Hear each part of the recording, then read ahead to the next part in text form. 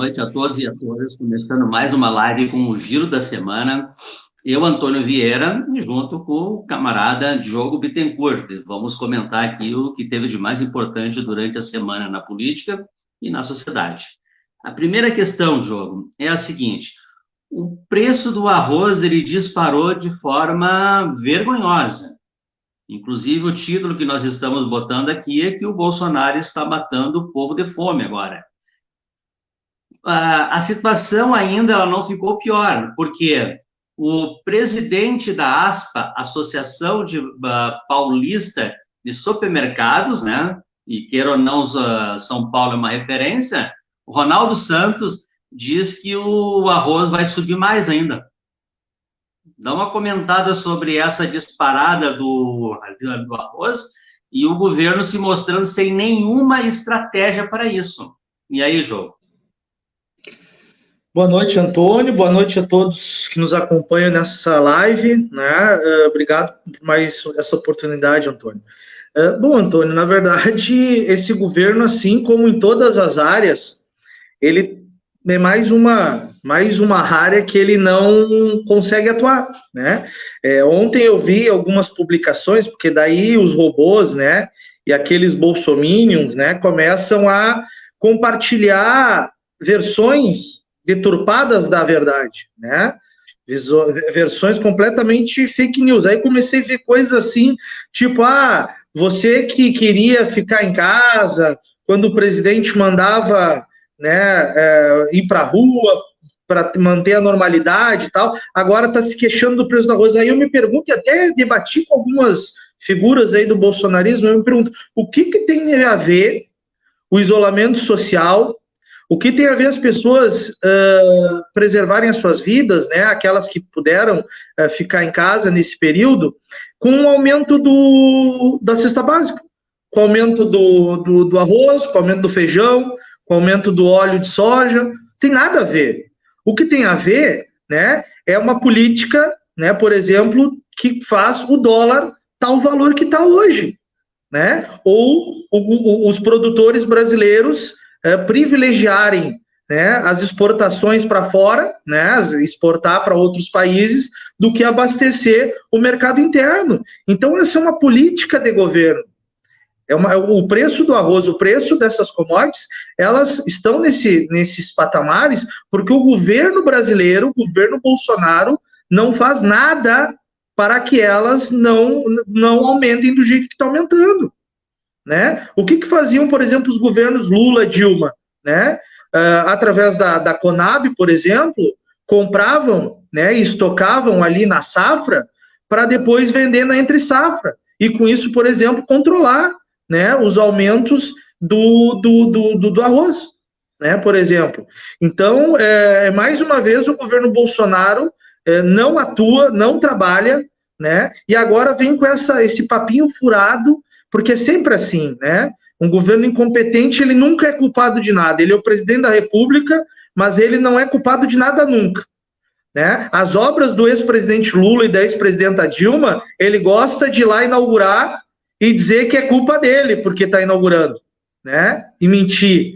Agora, o preço do arroz sobe, o preço do feijão sobe, o preço do óleo de soja sobe, e esse imbecil, desculpa aqui, mas é um imbecil, é um idiota, né? Vai para a rede social pedir patriotismo aos donos dos supermercados, né? Tem que pedir patriotismo, então, Antônio, para os arrozeiros que ganham milhões, centenas de milhões todos os anos de benefícios, né? De créditos rurais para manter as suas plantações e depois vendem para fora. Por que ele não pede patriotismo para os arrozeiros? Para deixar de vender para o exterior e botar aqui no mercado interno o alimento. Então é uma demagogia, mais uma demagogia desse presidente, né, genocida, que além de... o cara é um genocida completo, agora quer matar o povo de fome. O vice-presidente Mourão, essa semana, teve a cara de pau de dizer que as coisas estão aumentando porque o brasileiro parte da população brasileira, aqueles que mais precisaram, receberam valores do auxílio emergencial. Veja bem, Antônio, ele alega que esses 600 pila por parte da população brasileira está recebendo é o motivo do aumento dos alimentos. O que tem a ver a tese, né, da oferta e da demanda de alimento? O povo tem que comer, quer dizer que o culpado agora é o povo que está comendo. É um absurdo, mais um absurdo desse governo, né? E além disso, né, Joe, complementando o que tu estás falando, sabe quem é que anda comprando arroz do Brasil? A Venezuela e Cuba. Andam comprando arroz do Brasil. E tem um país pequeno, que é o Vietnã, que mais um dos países que exporta muito arroz, né? Quando começou a pandemia, eles simplesmente não exportaram mais arroz. A prioridade era o mercado interno. Bom, e aí há governos e governos, né? Diogo, nós vamos passar agora um tema que nós tivemos no 7 de setembro, né? Segunda-feira. E nesse 7 de setembro, teve uma fala do Lula, que foi uma fala interessantíssima, e ele deu um recado para a sociedade, né? Eu estou à disposição. Não necessariamente se colocando na questão de candidato a presidente, mas se colocando à disposição. E ele fez um longo discurso onde ele abordou várias áreas ali, área econômica, área social, educação, enfim, a saúde, a questão da pandemia. Eu só quero ler um trechinho do discurso dele, que aqui, Diogo, nós falamos da diferença crucial de dois campos políticos. Segue a fala do Lula.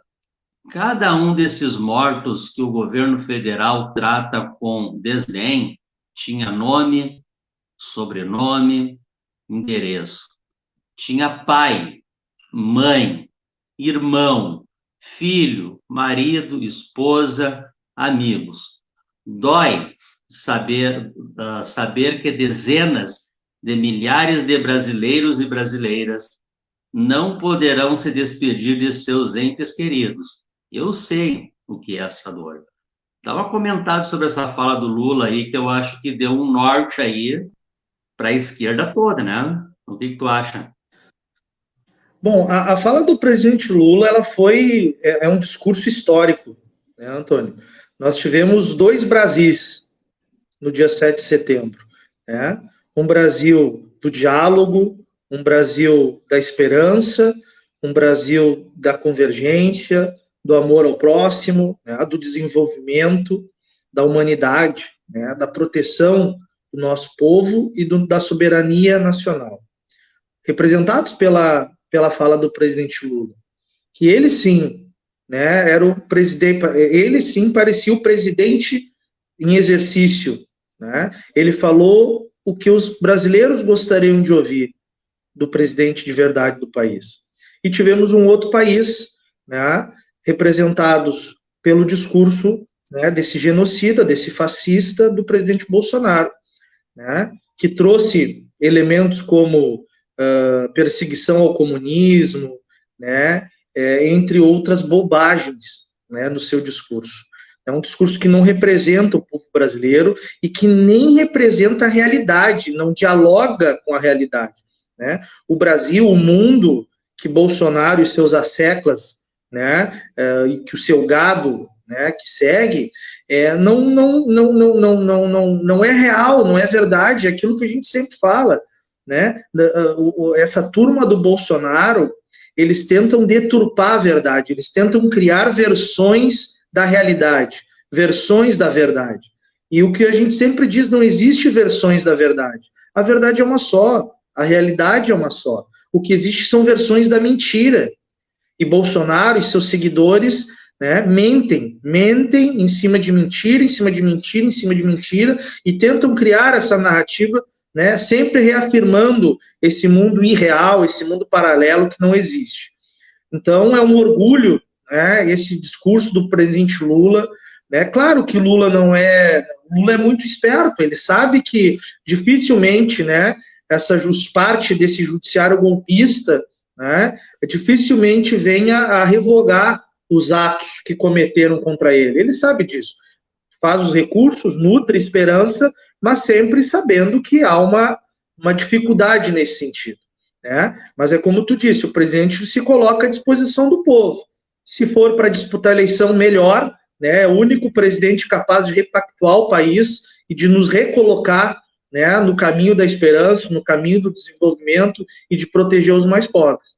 Né? Caso ele não consiga reverter essa injustiça, né, quer estar ao lado, né, do seu sucessor, do seu candidato, para reconstruir esse partido. Mas eu acho que todos nós ficamos de alma lavada no dia 7 de setembro com esses discursos. Né? Ontem eu estava lendo uma matéria onde, não só que nas redes sociais, né, o discurso que mais repercutiu e que mais teve engajamento e participação e tal, foi o do presidente Lula. Né? O presidente Lula ganhou de goleada, né, no dia 7 de setembro em relação à sua fala, né, para nós todos, brasileiros e brasileiras. Sem dúvida nenhuma, né? Foi uma fala histórica, né? Ele levanta vários elementos ali importantes. Que diferença de um estadista para um cara que não sabe o que está fazendo, né? O norte que o Lula deu para a sociedade aí é extraordinário. E quem sabe agora consiga unificar o campo das esquerdas. Claro. Isso é um discurso que organiza, né? Que organiza. Discurso que organiza, né? Inclusive, até algumas lives que eu vi durante a semana, de um pessoal bem à esquerda, não um pessoal partidário, né? Mas um pessoal bem crítico, reconheceu que foi uma fala de dizer qual é o caminho. E essa que é a grande diferença, né, do presidente Lula. Para ter uma ideia, Lula falou, eu acho que em torno de 30 minutos. Bolsonaro falou em torno de 5 minutos. Nem foi isso, Antônio. Nem foi isso. Acho que foi 13 minutos e pouco que o Bolsonaro... 3 minutos, né? Perfeito, acabei arredondando.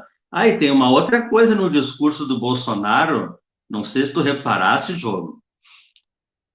Tem uma parte do discurso que ele fala de 64, que ele copia um editorial do Roberto Marinho. Claro que aquilo não foi por acaso, aquilo é proposital, né?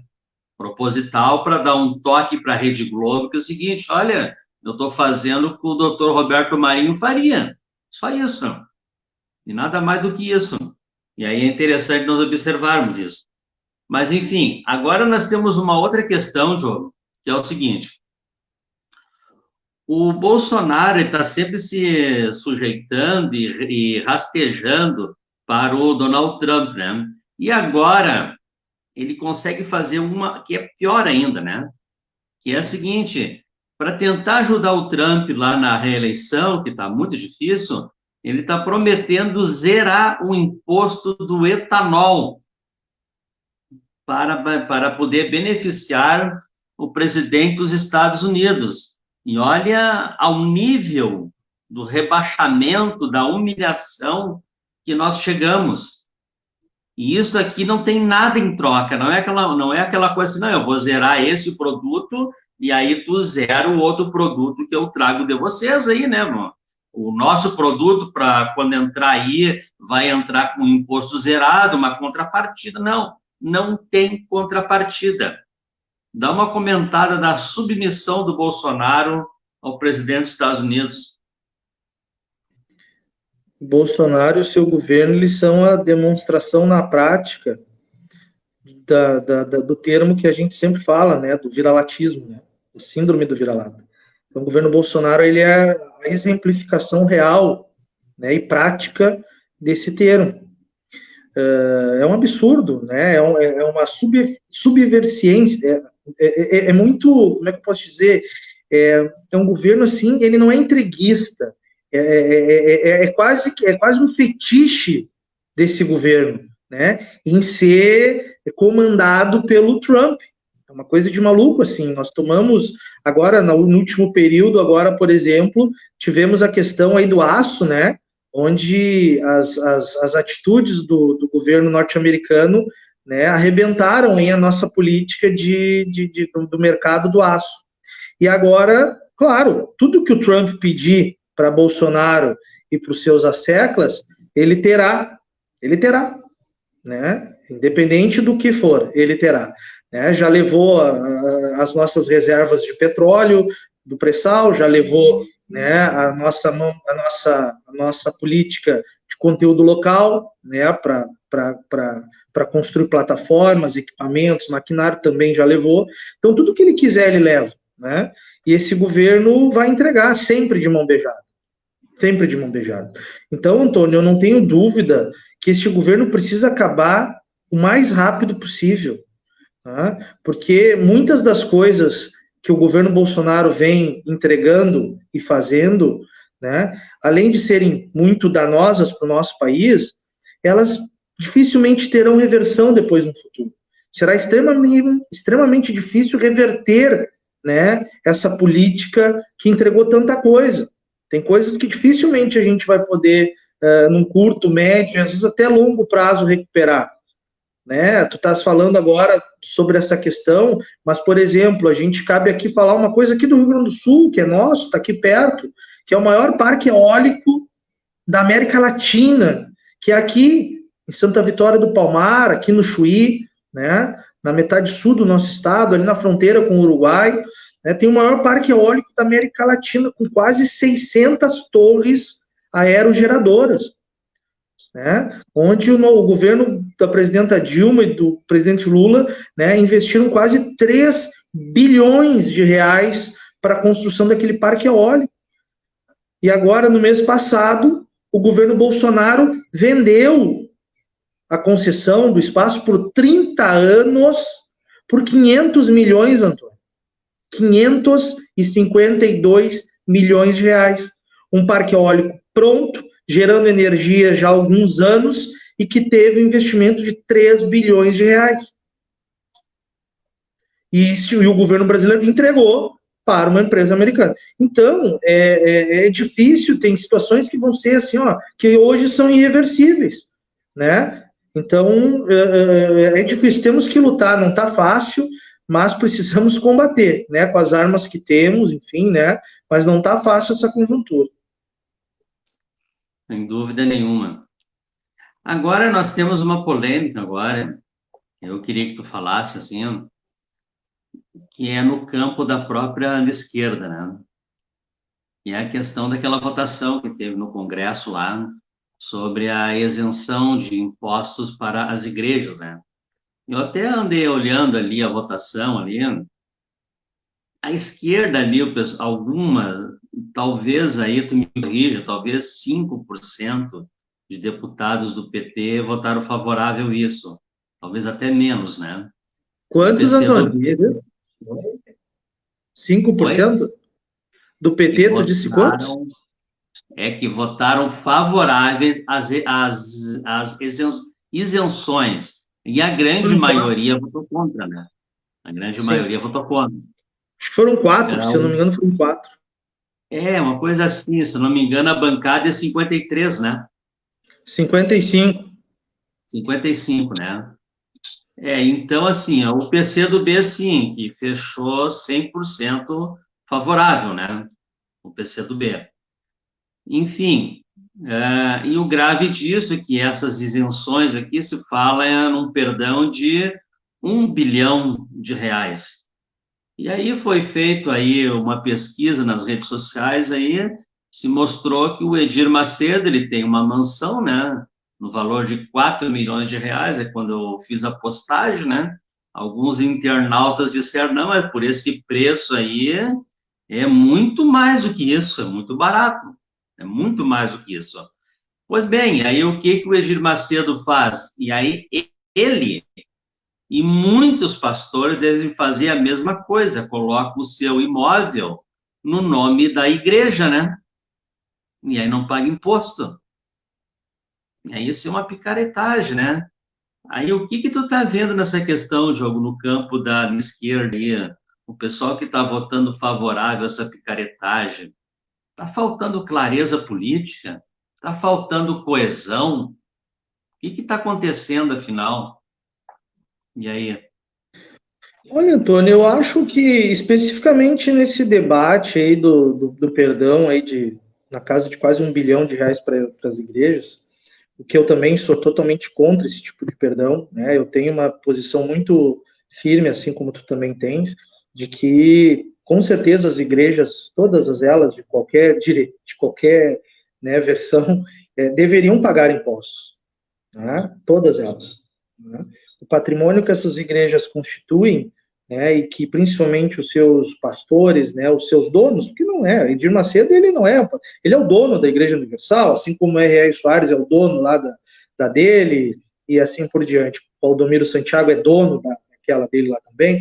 Então, eu sou muito favorável, né, à tributação, mas eu acho que nesse tema da votação desse perdão de 1 bilhão, eu acho que teve ali uma questão muito pessoal dos parlamentares, né? Por exemplo, a Benedita da Silva foi uma do Partido dos Trabalhadores que votaram a favor. Dos 55 deputados do PT, eu acho que foram 4, se eu não me engano, né? E a bancada fechou questão contrária ao perdão. Mas, bom, aí a Benedita provavelmente fez uma leitura particular, ela é evangélica, ela é candidata a prefeita no Rio, né, vai disputar lá a prefeitura contra o Crivella, que também é vinculado à igreja. Então, eu acho que esses votos dos parlamentares, eu não posso falar pelo PCdoB, né, porque foi ali os 5 deputados, o PCdoB tem 5 deputados na Câmara e os 5 votaram, né, mas eu acho que os do Partido dos Trabalhadores, dos 55, esses 4 que votaram, foi por questões pessoais, né, a minha opinião foi por pragmatismo individual, né, por conta das eleições. O PCdoB não saberia te dizer, eu acho que também é mais ou menos a mesma coisa, acho que mais ou menos é a mesma linha, né, até porque são apenas 5 deputados, e os 9 deputados do PSOL, sim, fecharam todos contra essa decisão. Então, eu acho que esse pequeno deslize de alguns parlamentares se dá pelo pragmatismo eleitoral. Essa é a minha humilde opinião. Acho que ela não entra no campo, digamos assim, da estratégia da política e tal, coisa. Eu acho que foram cálculos feitos individualmente pelos parlamentares. Sim. Então, Diogo, agora nós vamos para o Rio de Janeiro. A Célia Ribeiro está dando boa noite para nós aqui. E questão do Rio de Janeiro lá, o Bretas, ele fez uma lambança, eu acho que conseguiu ficar pior do que a Lava Jato já conseguiu fazer nas suas operações mais midiática possível. O Bretas conseguiu fazer uma lambança, eu acho que 10 vezes pior ainda. A Lava Jato ainda trabalhou com a ideia de criminalizar a política, né? Jogar todos os políticos no mesmo rol da sarjeta. E agora o Bretas começa a criminalizar os advogados agora. Começa a criminalizar a profissão. E aí ele vai fazer uma busca e apreensão em escritórios. E através de uma delação, sem prova, sem nada, né? Uma delação e um cara que disse lá, olha, os advogados estão tudo envolvido em corrupção. E aí o Bretas, é verdade, então tá, vamos fazer busca e apreensão em todo mundo. Diogo, como é que a gente pode encarar esta nova ação do judiciário? Porque aqui os vários comentaristas que são aqui desse campo, eles disseram que na ditadura não se fazia isso, Diogo. Na própria ditadura, a questão jurídica se respeitava ainda minimamente, sabe? Os advogados não eram assim tratados como são os escritórios não eram tratados dessa forma. E aqui nós temos praticamente numa ditadura sanguinária aqui, uma ação que o Bretas fez no Rio de Janeiro, né? E aí nas entrevistas que eu vi do Zanini, ele pegou e disse, olha, isso é para atacar o ex-presidente Lula. E aí o Zanini deu o recado, só que não vão me tirar o foco. Eu estou muito focado nisso. E junto com isso tem as 5 vitórias que o Lula teve nos tribunais aí também, né? Acha que tem alguma coisa a ver, Diogo? Olha, Antônio, tem tudo a ver, né? O juiz Bretas, ele é um juiz partidário, né? Inclusive vai ser julgado essa semana pelo TRF2 pela denúncia de ter, em pleno desenvolvimento das suas funções, participado de atos políticos com o presidente Bolsonaro, né, e com o ex-governador Witzel. Né? Bretas, ele é um ativista político dentro do judiciário, porque você imagina, olha só, olha a quantidade de aparições em eventos, em atividades, né, do Bretas com o Bolsonaro e a família Bolsonaro. Ele, inclusive, tem imagens dele aí indo para eventos no mesmo avião que o Bolsonaro e a sua comitiva. Então, você imagina, né, na sequência aí, o presidente Lula teve 5 vitórias consecutivas na justiça, né, vem acumulando, né, ganhos nesse processo, né. O advogado Zanin vem fazendo um papel brilhante na defesa, não só o Zanin, mas toda a bancada que ele coordena, né, em relação aos processos do ex-presidente Lula. E você veja, o Bretas, que é um juiz partidário, que responde um processo, um TRF2, né, por partidarização e por participação, enfim, nas atividades políticas do país, com o presidente Bolsonaro, né, decreta, né, sentencia uma ação, né, de busca e apreensão, invasão do escritório dos advogados do ex-presidente Lula, né, onde ele vai, porque, óbvio, eles foram para buscar coisas específicas, coisas que eles queriam. Por exemplo, né, semana retrasada, o STF tinha autorizado, né, o escritório do advogado Zanin a ter acesso à delação e o acordo de leniência da Odebrecht né, em relação ao processo do ex-presidente Lula, uma disputa de mais de ano que vinha sendo travado no STF, para o presidente Lula poder ter acesso a esse acordo.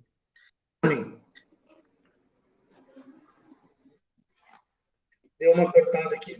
E pasmem, né, logo na sequência dessa vitória no STF, a Polícia Federal vai lá e busca e apreende todos esses documentos. E apreende todo esse acordo e leva embora. Era um acordo que o escritório do advogado estava estudando e provavelmente levaram também os estudos e as estratégias dos advogados do ex-presidente Lula que estavam montando esses processos. Então, isso é um crime extraordinário, é um absurdo que vem acontecendo, né, no nosso país.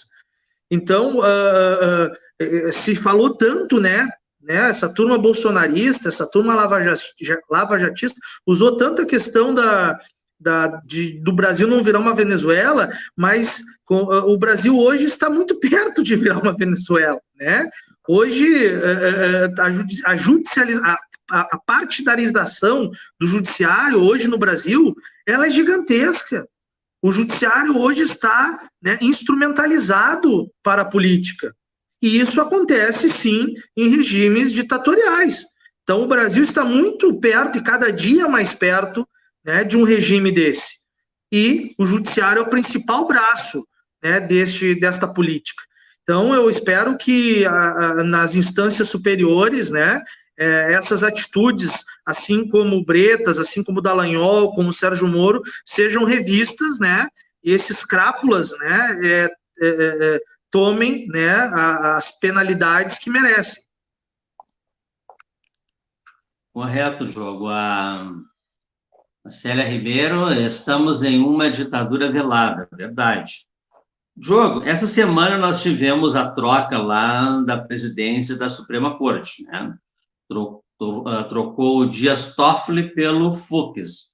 E também tem a visita surpresa para acompanhar a sessão lá do Bolsonaro, que não avisou ninguém, chegou, entrou, sentou no lugar lá e ficou assistindo. E aí, é claro que os ministros não perderam a oportunidade, deram uma meia sarrafiada nele, né? Mas a pergunta que eu te faço, Diogo, essa questão do Bolsonaro ter aparecido lá, qual a intenção dele, e tu acha, Diogo, que a presidência da Suprema Corte do Dias Toffoli para o Fux muda alguma coisa? Porque o Fux é lavajatista, né? E aí? O Toffoli já é uma decepção, né? Eu acho que não podemos esperar nada diferente, né, do Fux, né? Cabe aqui a gente só lembrar, né, daqueles diálogos que o The Intercept Brasil, né, denunciou o ano passado, né, onde Dallagnol e os procuradores usavam, inclusive, um termo em inglês para dizer que no Fux dava para confiar, né? Então, difícil, né? Difícil a gente ver algo diferente. O que pode acontecer, de repente, com o Fux é ele tentar, digamos assim, disfarçadamente, né? Porque o Toffoli, ele agia politicamente na cara dura, né? Ele fazia movimentos políticos muito claros com o governo Bolsonaro. Eu acho que o que a gente pode esperar um pouquinho de diferente do Fux é isso, né? De repente, menos gestos políticos para o Planalto, né? E mais gestos políticos para o lavajatismo, né? Para defender ali essa turma, Sérgio Moro, Dallagnol e algo do tipo. Eu acho que a atuação dele se dará por aí, né? Eu acredito que é mais ou menos esse o caminho, mas não esperemos nada de muito diferente. Sim. A Célia está comentando aqui conosco aqui. Também não podemos nos esquecer que, segundo o Romero Jucá, né, o golpe era com o Supremo. Os generais que de nacionalista não tem nada, né? Então, agora o tema que nós temos agora, Diogo, é o seguinte. Essa semana também, não sei se não foi sexta-feira, que o STF, né, ele pediu, ou melhor, ele determinou que o Bolsonaro faça, que seja interrogado presencialmente, nada de fazer por escrito, né?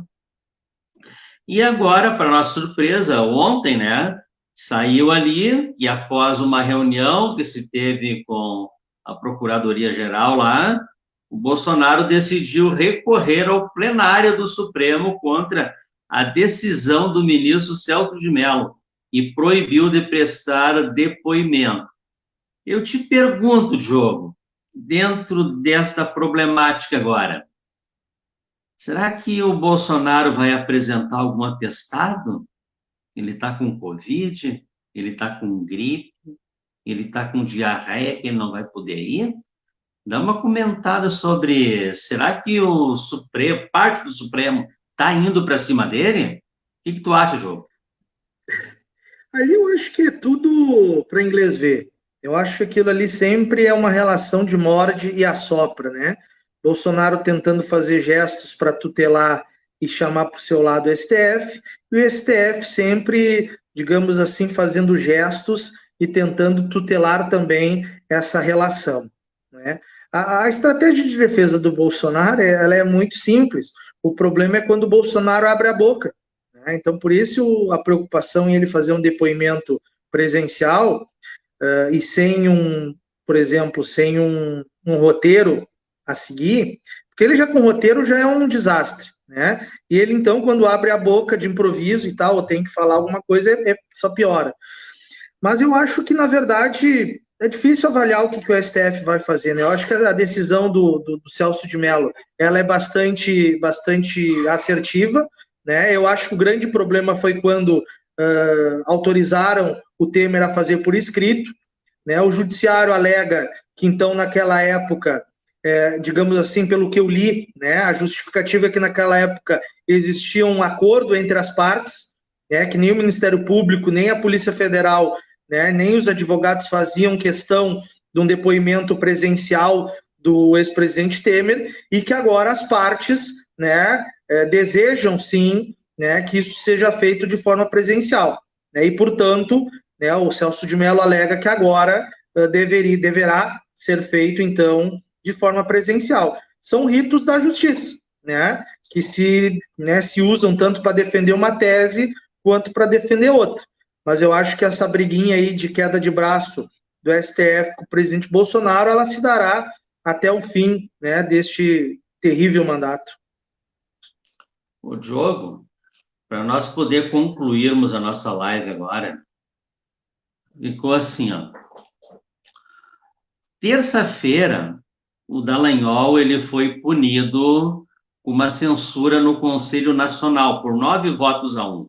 E disseram para ele que ele tinha que baixar a bola, tá? E referente ao quê? Lá na eleição da presidência do Senado, que teve em fevereiro de 2019, nesta eleição que teve, o Dallagnol foi para as redes sociais dizendo que era um absurdo o Renan concorrer, o Renan ia ser contra a corrupção, o combate à corrupção ia ficar fragilizado por causa dele. E aí eu resgatei aqui uma fala que a Intercept fez naquele período, que era o seguinte: fevereiro de 2019, Vladimir Aras, que não é o procurador, é outro, tá? Escreveu a Deltan: você ajudou a derrubar Renan. Ponto. Moro ficou feliz. Moro, nessa época, era ministro do Bolsonaro. E se o Moro estava feliz, Bolsonaro estava feliz por terem derrubado o Renan Calheiros. E aí, Diogo, dá uma comentada para nós concluir a nossa live. Mais uma ação, né? Isso assim está muito escancarado no nosso Brasil, a partidarização de boa parte do judiciário, né? Do Ministério Público e da Justiça. E é um escândalo, né? Ele tomou apenas foi apenas, como se posso dizer, foi simplesmente um cala-boca. Em resumo, né? O que o Conselho Nacional fez foi um cala-boca. Ó, deu, não fala mais. E acabou por aí, Antônio. Acabou por aí. Né? Em qualquer país, né, que as instituições fossem sérias, né, e que fossem tivessem mecanismos de controle sérios, já era para Dallagnol, Sérgio Moro e Companhia Limitada, inclusive, estarem presos, Antônio, porque isso é formação de quadrilha. Era para suas ações que eles comandaram, que eles estiveram à frente, terem sido anuladas. Essa é a real. Não estou aqui, não estou nem fazendo julgamento de mérito, se o fulano ou Beltrano mereciam, se eram ou não culpados, não estou aqui julgando mérito. Mas a ação partidarizada desse judiciário, comandado por Moro, Dallagnol e companhia, no mínimo eram atos para anulação. Em qualquer país sério, Antônio. Eles reinventaram o direito brasileiro, o direito processual brasileiro, a partir de uma opinião pessoal, Antônio. Isso é gravíssimo. Eles reinventaram o direito processual pela opinião deles, pelas convicções políticas partidárias deles, né, para condenar algumas pessoas e outras não. O Temer não foi preso. Foi preso, ficou um dia, mas em menos de 24 horas foi solto. O Aécio está solto, o Jucá está solto. Aquele assessor da mala, do dinheiro da pizzaria do Temer está solto.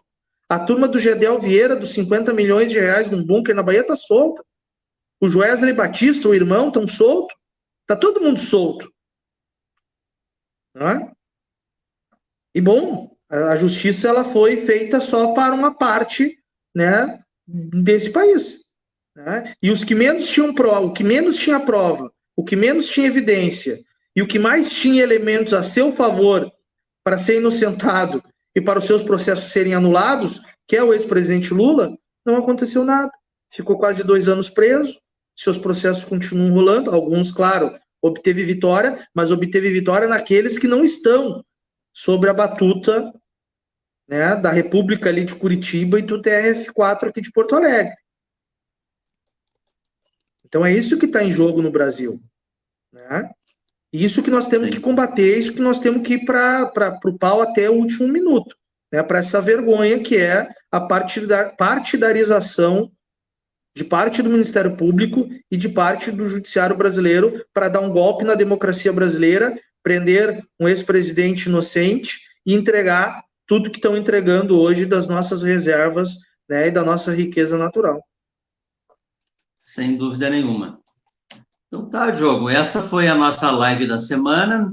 A gente discutiu alguns pontos aqui, 8 pontos aproximadamente a gente debateu, e a semana que vem a gente volta novamente. Durante a semana aí, a nossa página produzindo lives, produzindo vídeos e fazendo muitas postagens aí sobre a questão política que precisamos resistir, e convidando a todos a se inscrever no nosso canal no YouTube e aqui na nossa página aqui, dá uma curtida lá.